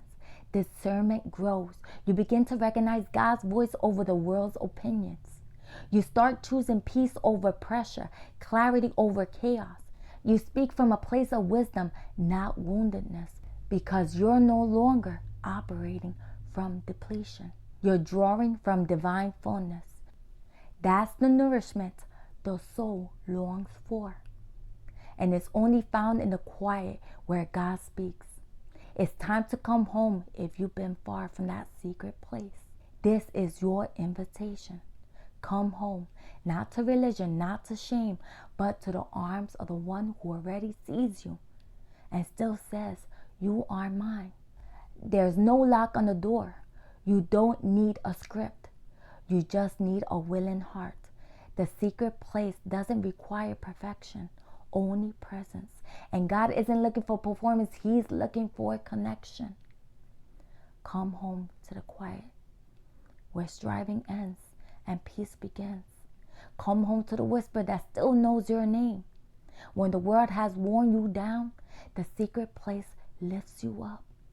When life feels chaotic, that sacred stillness grounds you again.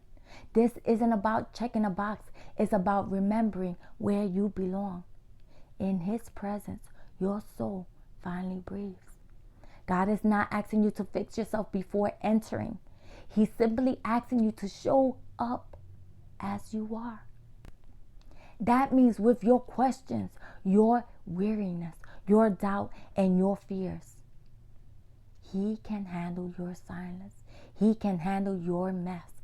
The secret place is where all of that is transformed, not by effort, but by His grace. And every time you return, He meets you with open arms. So if you've been caught in the swirl of performing, the ache of identity confusion, or the drain of the world's demands, pause.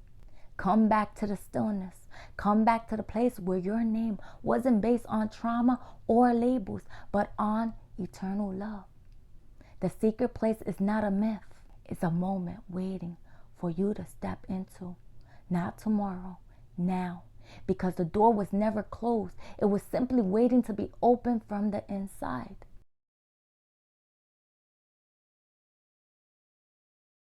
We say we want peace, but we feed the fire. We often claim we want peace, but our action reveals something different. We pray for calm, part 6, ask for clarity, stop pouring and hope for rest. Yet we engage in behaviors that stir up tension. We say we want stillness, yet we scroll through chaos. We ask for healing while consuming content that deepens the wounds. We say God fixed this while playing old offenses and fueling inner storms. There's a contradiction between what we pray for and what we practice. Peace doesn't arrive by accident. It requires participation. You can't ask for calm while inviting chaos into your conversations and consumption. If you truly want peace, you have to guard your ears, your eyes, your energy. The soul can't rest when the mind is constantly stirred. And asking God to intervene while you keep engaging in drama is like trying to put out a fire with gasoline. Peace is not only received, it's cultivated. You're not just surrounded by fire, you're participating in it. It's easy to believe the world is simply chaotic and we're just bystanders. But often we play a role in the drama we claim to hate. Every time we repeat a rumor, respond with offense, or react from ego, we're adding fuel. The world burns because people keep feeding the flame, sometimes unconsciously.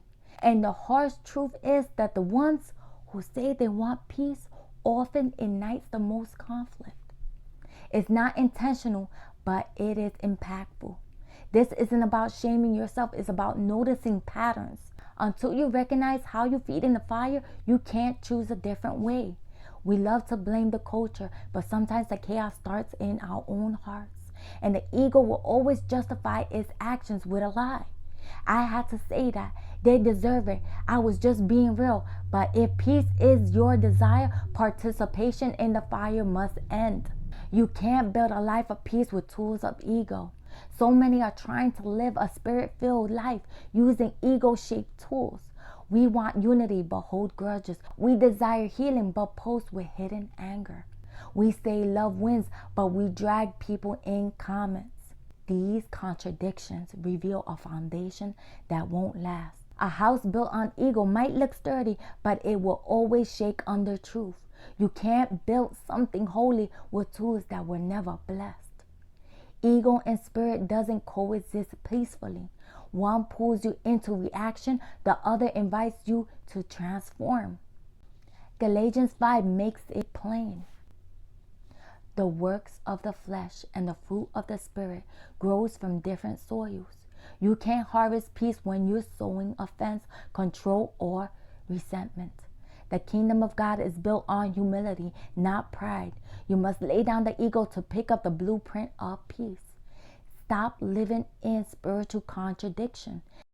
James 3 verse 11 reminds us, can both flesh, water, and salt water flow from the same spring? Yet we try. We pull scriptures and then throw shade. We speak of unity but indulge in division. We say we're walking with God, but our reactions are driven by fear and pride. This isn't about being fake, it's about being fragmented. A divided spirit will always feel torn. The ego often masquerades as righteousness. It hides behind being honest, telling it like it is, or just speaking facts. But truth without love is not truth at all. It's just noise. When your spirit leads, your words build. When ego leads, your words tear. Ask yourself, am I posting from healing or from hurting? Real healing quiets the need to prove. It flows from wholeness, not performance. Your reactions reveal your alignment. Your reactions is one of your clearest teachers. When someone offends you and your first instinct is defend or attack, it reveals who's leading. The spirit pauses to seek clarity. The ego rushes to regain control. One trusts God with the outcome, the other tries to manage perception. You can't walk in alignment with God if your reactions are always dictated by unhealed emotions. Start watching your defaults. When you're hurt, do you seek understanding or revenge? When you're challenged, do you listen or shut down? If you're easily triggered, it's time to examine what you've been feeding. Spirit-led responses require intentional surrender. It's not about being perfect, but about being aware. You can't align with heaven while acting from hurt. Break the cycle. The only way to live differently is to choose differently. You don't have to attend every argument you're invited to. Not every comment needs a response. Not every post needs your opinion. Peace often begins with a simple choice. Silence. Walk away. Not because you're weak, but because you know it takes more strength to stay grounded than to prove a point. Let people have their opinions. Your peace is not up for debate. Breaking the cycle means walking away from the ego's need to be right. It's about valuing your inner calm more than public validation. Logging off is not avoidance, it's alignment. Detaching from drama isn't indifference, it's wisdom. When the ego demands reaction, the spirit reminds you to rest. Choose rest. Choose righteousness. Let peace be your loudest response. Choose presence over performance. We live in a world obsessed with image, so the ego thrives in performance. But God is not impressed by curated spirituality. He sees through the stage and into the soul. You don't need to act healed. You need to be held. You don't need to speak like you're arrived.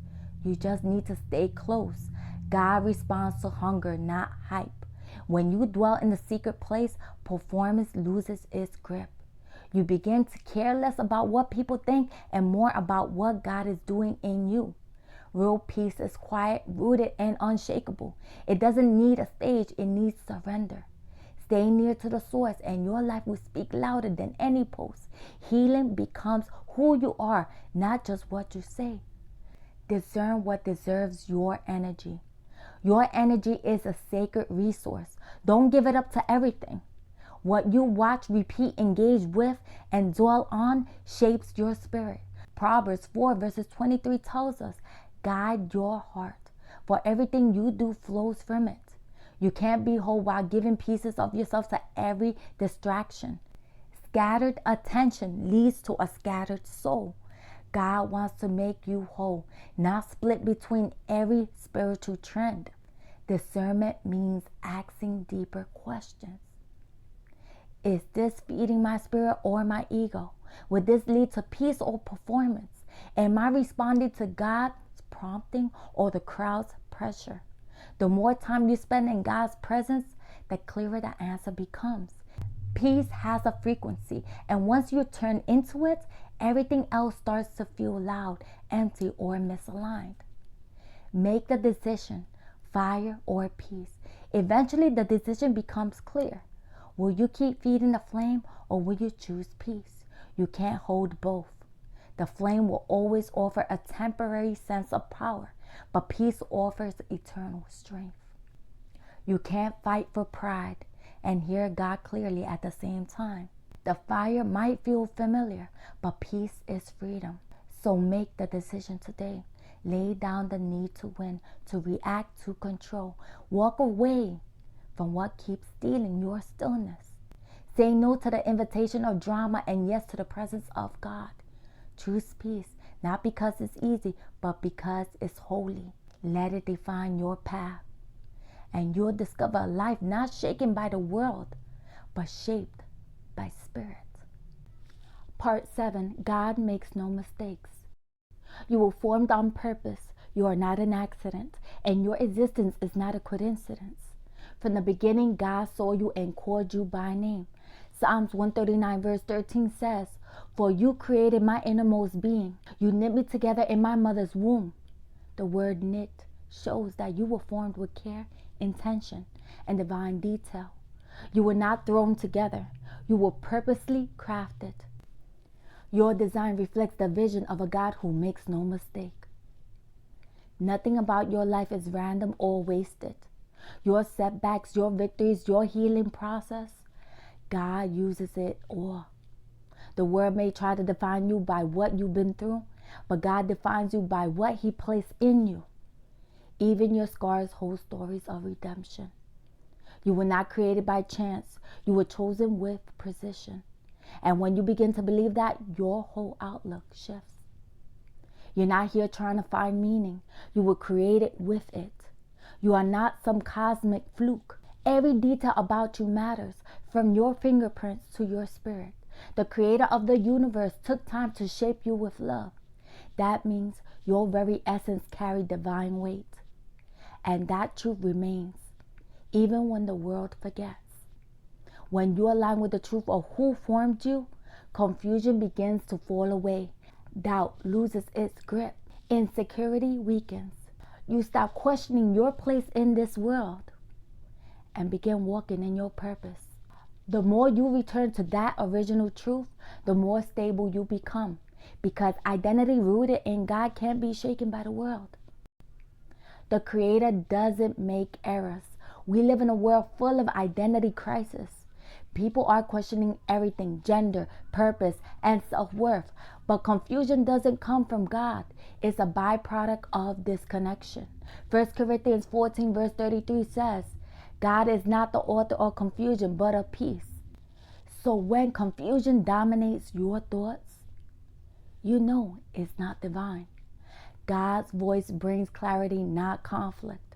Every feature, trait, and talent you carry was formed with purpose. You weren't a divine oversight. You weren't born lacking. Genesis 1 verse 31 says, God saw all that he had made, and it was very good. That goodness includes you. God doesn't miss a step when he creates.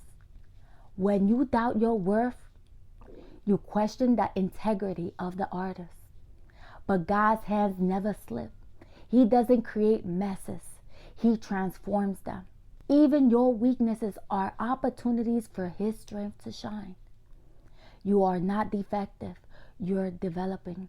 You're not a mistake. You're a masterpiece in motion. His design doesn't require human revision. It asks for spiritual recognition. When you begin to see yourself as God sees you, healing begins. You stop striving for approval and start resting in grace. Your flaws become windows to God's faithfulness. And your identity becomes unshakable because it was never based on perfection. It was based on purpose. Culture will confuse what God already made clear. Culture is loud. One moment it says, be this, and the next minute it says, be that. What's celebrated today may be shamed tomorrow. Identity shaped by trends is identity built on sand. But God's word is timeless. It doesn't shift with society. Romans 12:2 urges, do not conform to the patterns of this world, but be transformed by the renewing of your mind. You weren't created to chase affirmations. You were created to walk in revelation. Culture presses you to change, but God calls you to return. The enemy doesn't always shout lies. He plants more suggestions that distract you from the truth. Maybe you need to change this to feel loved. Maybe you're not enough as you are. But you were already enough before you started questioning.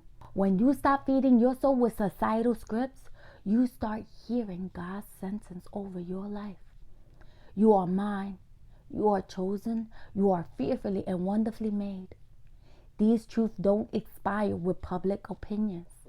They echo through eternity and ground you in stability. When you stand on God's truth, shifting cultures no longer shake you. God isn't looking for the most popular version of you. He's calling you back to the purest virgin, who he created before the world confused you. You don't need to evolve in something new. You need to remember who you already are. That return is where the real transformation begins. Not in becoming, but in unbecoming everything you were never meant to be. You are not your feelings. Feelings are powerful, but they're not always truthful. You may feel broken, but God says you're whole. You may feel lost, but he says you're found. The ego wants to build identity on emotion, but God builds identity on truth. Jeremiah 17 verse 9 warns, the heart is deceitful above all things. That's why a foundation rooted in God is crucial. Emotions are valuable messengers, but they make poor masters. They can point to wounds, but they cannot define worth. Feelings can change by the hour. God's truth never changes. When you let emotion guide your identity, you're always one moment away from losing yourself. But when truth guides you, you become anchored. God's word reminds you of what's real. Even when your feeling says otherwise, you are loved, you are chosen, you are enough. These aren't motivational quotes, they are divine declarations. You're not required to feel worthy to be worthy. You simply need to receive what God already said about you. When you stop being led by every emotional wave, your soul finds peace. You begin responding with wisdom instead of reacting from wounds. You trust the Spirit more than your moods. Your identity becomes steady, and the chaos in your heart gives way to calm in your spirit. That's what living in truth looks like. God doesn't need you to edit his masterpiece. Picture an artist pouring time, care, and purpose into a painting. Every brush stroke is intentional. Every detail full of vision. That's how God created you. Not by mistake, but by design. Yet, we often look at ourselves and think something needs fixing. We compare, criticize, and try to edit the very design God already called good. But Isaiah 64 verse 8 reminds us, we are the clay and you are the potter. When you try to edit God's work, you reject the beauty he already placed within you. You were never meant to be the artist of your own essence. You were meant to reflect the one who formed you. His design needs no improvement, just recognition. And the more you embrace what God made, the more peace you begin to feel. You stop striving for worth and start living from it. God didn't ask you to mold yourself to fit the world. He asked you to walk in what he already declared. You don't need to shrink to be accepted or expand to be loved. His approval isn't based on how polished you appear. It's based on how present you are. He wants the real you, not the edited version. And in that authenticity, he begins to thrive. When you return to the Father's hands, you return to wholeness. You stop looking outside for value and start drawing from within. God's masterpiece isn't something you need to become. It's something you already are. The world may pressure you to repaint your life, but heaven only sees the original. And that original is already enough. Always have been, always will be. Wholeness comes from remembering, not reinventing. So many people today are desperately trying to feel whole. Yet their strategy is rooted in reinvention. They change their names, shift their style, adapt new labels, and chase new lifestyles, hoping one of them will finally bring peace. But peace doesn't come from pretending to be someone new. It comes from remembering who you've always been. Reinvention might offer temporary comfort, but remembrance brings lasting restoration. We were not created to constantly chase identity. We were created to live from the one already given to us. Wholeness is not out there, it's within, waiting to be reclaimed through God. Ephesians 2 verse 10 reminds us, for we are God's masterpiece, created in Christ Jesus to do good works. That means we're not created in trauma, confusion, or fear. We were created in Christ. Our foundation is sacred, not shaped by society trends or wounds. But when we forget that, we fall into the trap of constantly searching for identity in external things. The enemy wants us to believe that who we are is missing or broken. But God says we are already whole. The truth of our creation speaks louder than the confusion around us. The truth of our creation speaks louder than the confusion around us. You don't need to become someone else to feel complete. You need to return to the divine blueprint already placed within you. Society will tell you that wholeness requires constant change, but the Spirit calls you to stillness, remembrance, and trust. When you anchor into your true origin, you stop feeding the identity crisis. Your soul was not born for cultural labels. It was born from divine love. And when you return to that truth, clarity begins to heal the confusion. That invitation is not to reinvent, but to remember. Remember the one who formed you. Remember the hands that shaped you with purpose and love. Remember that your life begins with sacredness, not shame. You are not a project to fix. You are a masterpiece to embrace. The more you live from that memory, the more peace floods in. And in that peace, you find what the world could never offer. Wholeness that was never missing, only forgotten. You were chosen before the labels. Before you were called anything by this world, student, leader, outcast, achiever, broken, healed, you were first called by God. Long before you ever heard a name or carried a title, He already saw you, knew you, and appointed you with divine purpose. Jeremiah 1 verse 5 says, before I formed you in the womb, I knew you. Before you were born, I set you apart. That verse is not poetic, it's prophetic. It confirms that God's intention for your life precedes your experience of it. That means your identity has always been sacred, no matter what labels the world or your past has tried to place on you. When you realize you were chosen before the world could label you, you begin to reclaim a sense of divine authority over your life. You no longer live from validation because you already carry the seal of God's approval. You stop shrinking to fit molds that were never meant for you. The striving for acceptance begins to dissolve, replaced by a deeper remembering of who you truly are. It's not about proving your worth, it's about remembering it. We often adopt labels because they help us feel seen. But the danger is when those labels replace the truth of who we are. If we forget that God named us first, we let culture, trauma, or trend name us instead. But names given by the world can shift, hurt, or mislead. The name given by God, however, is rooted in truth, purpose, and love. It's not performative. It's prophetic. And living from that place changes everything. The truth isn't something you have to earn or uncover. It's something you were born with and are being called back to.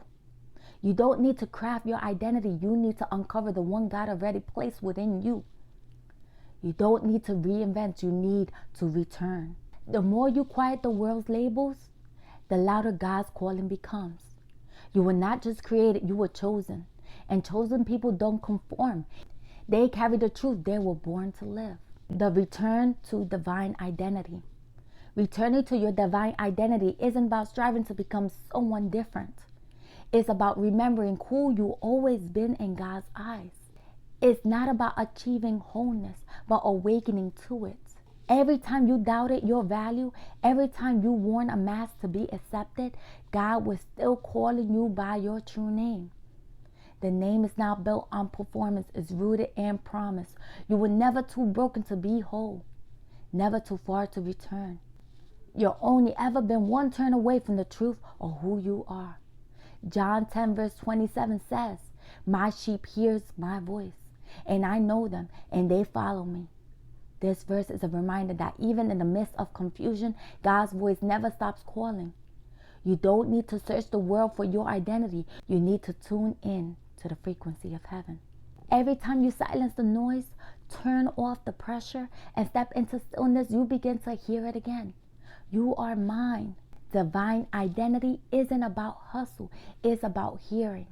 And once you remember who you are, you stop chasing what you were never meant to need. So many people are exhausted, not because they're broken, but because they've been performing, trying to hold together a version of themselves they think the world will love. But God isn't asking for your polished performance. He's asking for your honest return, to come back to the truth that you were always enough, simply because He said so. You're not here to be perfect. You're here to be present with Him, in Him, and as the reflection of His image. When you return to divine identity, peace follows. Not the kind of peace that depends on circumstances, but the kind that grounds you no matter what changes. It's not about being confident in yourself. It's about being confident in who formed you. You don't need more applause. You need more alignment. And that alignment begins with a simple surrender. God, remind me who I am in you. From there, everything else falls into place. What would change if you believe in this? Pause for a moment and imagine the shift. What if, deep in your spirit, you believe without a doubt that God makes no mistakes? What would you let go of? What anxieties would lose their grip? What habits would no longer make sense to hold on to? When you believe in the perfection of God's design, you stop second guessing your own existence and start walking in the security of divine intention. The habits rooted in fear starts to unravel. The pressure to perform begins to fade. The voice that tells you you're not enough grows quieter, and the whisper of God's love gets louder. You no longer seek validation in temporary places because you remember you were already validated before you were born. This kind of belief doesn't just change your confidence, it changes your clarity. You see life differently when you know you were formed intentionally, lovingly, and eternally. The mask you wore just to be accepted, just to belong, begins to fall away. You stop filtering your truth through fear or rejection. You stop editing your essence to please a world that didn't create you. Because once you know God doesn't make any mistakes, you stop treating yourself like one. You let your soul breathe. You let your heart rest. You stop trying to become and start allowing yourself to simply be. You weren't meant to live confused. You weren't created to carry shame. You were formed in love, created in truth, and sealed by grace. No matter what the word has says, no matter what the past has shouted, no matter what the mirror has whispered, God's truth is louder. And the truth is this: you are not a mistake. You are a masterpiece in motion, returning to the hands of the one who never stopped seeing your worth. If you made it to the end of this message, that says something powerful about you. It means the God in you is rising. It means your spirit is stronger than the noise. It means truth still lives in you even if the world tried to bury it. Because this wasn't a message, it was a mirror, a moment of clarity, a spiritual interruption designed to bring you back home to yourself and to God. This world might be loud, it might be chaotic, but your soul is louder when you listen. And right now, something in you is remembering what the noise made you forget. You were never lost. You were only distracted. You were never broken. You were only believing something untrue. And this is the moment you return, not to who you were before the pain, but to who you always been in the eyes of God. If your heart is stirred, if your soul feels like it's remembering something deeper, that's not a coincidence. That's the Spirit. That's the divine remembrance. That's the seed of God's truth breaking through the noise of culture, ego, trauma, and performance. God is not waiting on a perfect version of you. He's not waiting for you to clean yourself up before He calls you holy. He's calling you right now, right here, in the middle of the mess, in the silence between your thoughts, in the ache you haven't told anyone about. You are not behind. You are being rerouted. And if you're willing to listen, really listen, you'll hear that whisper. I never left you. Let this be the moment you return. Return to what's real. Return to what's sacred. Return to what cannot be taken from you, your divine identity. Not the one shaped by pain, labels, or opinions, but the one written in eternity. Because God never called you by your failures. He never named you by your confusion. He never defined you by your past. He called you beloved, holy, fearfully and wonderfully made, chosen, set apart. And the moment you believe that again, your whole world shifts. If something in this message stirred your spirit, sit with it, write about it, pray through it, speak it out loud. Let it break whatever cycle of survival you've been stuck in. Because the truth is, your rebirth doesn't require a stage. It just needs your yes. Yes to healing. Yes to surrender. Yes to the version of you God already sees. And if that means walking away from everything that used to feel familiar, so be it. Because what's ahead is greater than what's behind. This message was just the beginning. If you want to keep healing, growing, and walking in truth, I invite you to explore the deeper teachings in my book, Awakening, Journeying Beyond the Veil. A raw and powerful look at the spiritual journey, ego transcendence, and divine identity. Also, Faith Over Fear, a guide to living in the peace of God, even in uncertain times. Reminding you that faith is not just a feeling, it's a posture. Both are available now, designed to help you heal, remember, and rise. Step into Faith, Wisdom, and Knowledge Hub. If you're looking for free tools, guided journals, and spiritual reflections to help you walk this path, visit my digital home on Notion. There, you'll find a collection of sacred writings, affirmations, journal prompts, and study guides to support your spiritual awakening and alignment. It's free, it's made with love, and it's for you. Don't walk this journey alone. Sign up for my email list to receive soul refreshing words, reflection prompts, early access to new books and lectures, and exclusive resources just for this faith-centered community. To the souls who stayed until the end, you are strong, you are seen, you are chosen. Don't underestimate the power of your yes. God is not just watching from above, He's moving within. So go gently, go boldly, go with truth. And remember, you were never meant to blend into this world. You were born to bring heaven into it. Now carry this truth with you. Speak it over yourself. Pray it when the noise returns. And trust that something sacred just shifted inside of you.